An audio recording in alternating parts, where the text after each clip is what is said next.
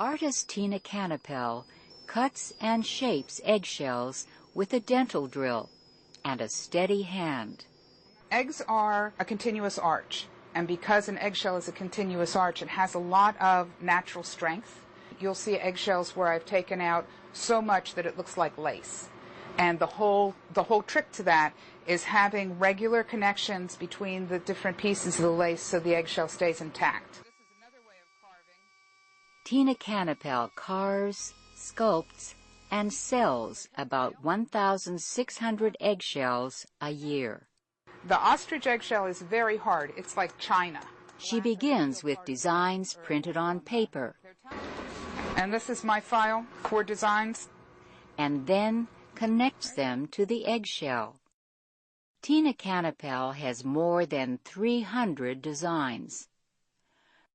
Her 3 cats watch as she works. They'll walk all around the carved eggshells, and they don't bother them at all. In fact, he's loving them. Say, I love eggshells. Yes.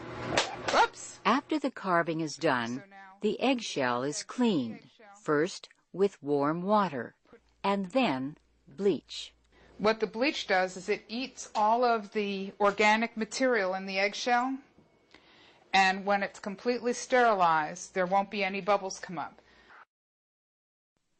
One of her eggshells can sell for up to $400.